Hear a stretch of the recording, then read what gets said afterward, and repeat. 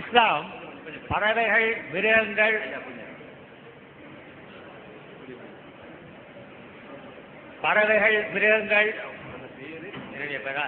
அநேகமாக இங்கு இருக்கும் அனைவருக்கும் நான் அறிமுகமானவன் தான். கேவி சுந்தரம் என்று வேம்பு என்றால் அனைவரும் அறிவார்கள். பத்திரம் எழுதுவது எனது தொழில்.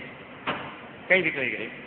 பறவைகள், மிருகங்கள் போன்ற உயிரினங்களிடமும் மனிதன் அன்பு காட்ட கடமைப்பட்டவன் என்று இஸ்லாம் கூறுகிறது. அப்படி இருக்கும் பொழுது உயிர்கொலையை ஆதரித்து இஸ்லாமியர்களில் பெரும்பான்மையோர் அசைவ உணவு உண்பது ஏன்? அதுவும் ஒரு மிருகத்தை கொல்லும் பொழுது இறைவனுக்கு படைத்துவிட்டு கொள்கிறோம் என்று சொல்கிறீர்கள். இறைவன் உயிர்கொலை விரும்புகிறான். நல்ல ஒரு கேள்வி கேட்டிருக்கிறாங்க. இந்த கேள்வியும் பல முறை கேட்கப்பட்டு பதில் சொன்ன கேள்விதான். இருந்தாலும் வேற ஒரு வித்தியாசமான கோணத்தை அவங்க இதை கேட்கிறாங்க. எல்லா உயிரினங்களிலையும் அன்பு காட்ட வேண்டும் என்று சொல்லிட்டு அதை உயிர் பலியை இறைவன் விரும்புகிறானா, அப்படி செய்யலாமான்னு கேசட் வச்சுக்கிறீங்களா? கேசட்டையும் கொடுத்துட்டு சுருக்கமாக ஒரு விளக்கம் சொல்லிடுவோம். பல ஊரில் விளக்கம் சொல்லியிருக்கிறோம். முஸ்லீம்கள் மாத்திரம் அசைவ உணவு உட்கொள்றாங்கன்னு சொல்றாங்கல்ல, அந்த புள்ளி விவரம் முதல்ல தவறு. 90% மக்கள் அசைவம் உட்கொள்றாங்க.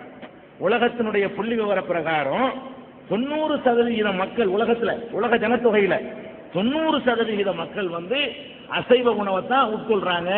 அப்ப முஸ்லீம்கள் 90% இல்லை. உலகத்தில் 600 கோடி பேர்னு சொன்னா இன்னைக்கு 150 கோடி பேர், 125 கோடி பேர் முஸ்லீம்கள் இருப்பாங்க. கால்வாசி கூட இல்லை.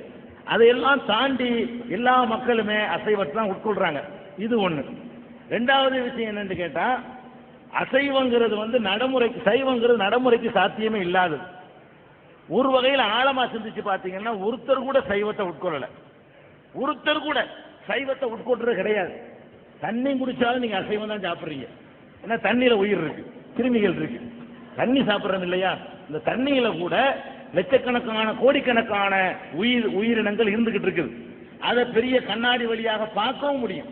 தண்ணிக்குள்ள என்னென்னலாம் இருக்குதுங்கிறத அதுக்குன்னு உள்ள கண்ணாடி வச்சு பார்த்தீங்கன்னா தெரியும். தண்ணியை சாப்பிட்டா கூட நம்ம உயிரினத்தை தான் சாப்பிட்றோம்.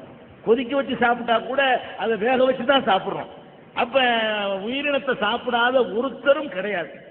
இன்னும் ஆழமா போனீங்க என்று சொன்னா தாவரங்களுக்கும் உயிர் இருக்கு. உயிர் இருக்கிறதுனால தான் வளருது, காய்க்குது, பூக்குது, சந்ததியை பெருக்குது. சந்ததி பெருதா இல்லையா காய்கறிகள்ல?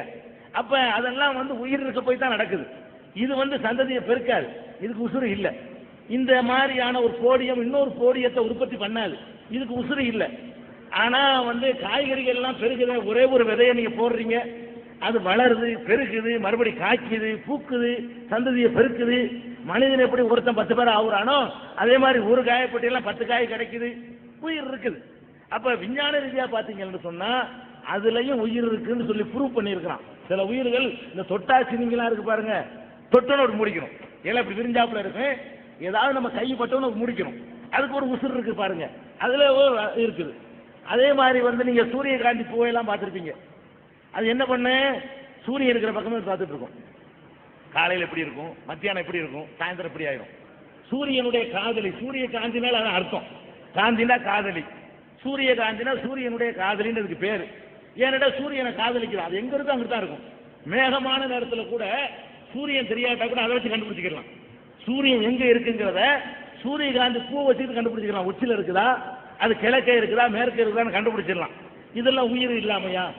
இந்த இயக்கம் எல்லாம் உயிர், நடக்கிற உயிர், இடம் பெயரக்கூடிய உயிர் இல்லை, அவ்வளவுதான். இங்க இருந்து அங்க நடந்து போக தெரியாது, அந்த ஒண்ணுதான் இல்லையே தவிர உயிர் இருக்கத்தான் செய்யுது. அப்படி பார்த்தோம்னு சொன்னா அதை கூட சாப்பிடக்கூடாது, சாத்தியம் இல்லை. இதை நம்ம கவனத்தில் வச்சுக்கணும். இன்னும் சொல்ல போனா மனிதனுடைய உணவு தேவை இருக்குல்ல, ரொம்ப அதிகமா இருக்குது. இந்த உணவு தேவையை சைவம் மட்டும் நிறைவு செய்யாது. எல்லாரும் சைவம்னு முடிவு பண்ணீங்கன்னு வைங்க, பாதி பேர் செத்து போயிடுவோம். எல்லாரும் சைவம் நினைச்சோம்னா கிடைக்காது முதல்ல.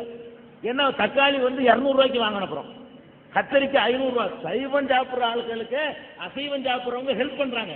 இந்த அசைவம்லாம் சாப்பிட்டு இருக்கிற காரணத்தினாலதான் அந்த விலைக்கு தக்காளி உருளைக்கிழங்கு கிடைக்குது. எல்லாரும் தக்காளி, எல்லாரும் உருளைக்கிழங்குன்னு சொன்னா அப்புறம் சைவமும் வாழவும் முடியாது, நிறைய பேர் காலி ஆயிடுவோம். இதெல்லாம் விட்டுருங்க. இந்த வட துருவத்தில் வச்சுக்கிறான அவன் எதை திம்பான்? அங்க ஒண்ணுமே கிடைக்காது, அங்க மீன் மட்டும் தான் கிடைக்கும், புல் பூண்டு கூட முளைக்காது. அப்ப அவன்லாம் சாவ சொல்ல முடியுமா? அந்த சைவத்தை சொல்லிவிட்டு நீ எல்லாம் சைவத்தை கடைப்பிடினா, சாவுன்னு சொல்வதும் சைவத்தை கடைப்பிடின்னு ரெண்டு ஒண்ணுதான் அவனை பொறுத்த வரைக்கும்.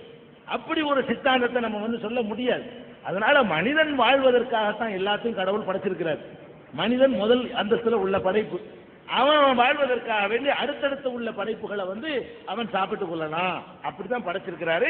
கூடுதலான விவரம் உங்களுக்கு அந்த கேசட்ல நிறைய விஷயங்கள் அதுல இருக்குது. சுருக்கமா கேட்டதுக்காக சொன்னேன். இருக்காருக்காரு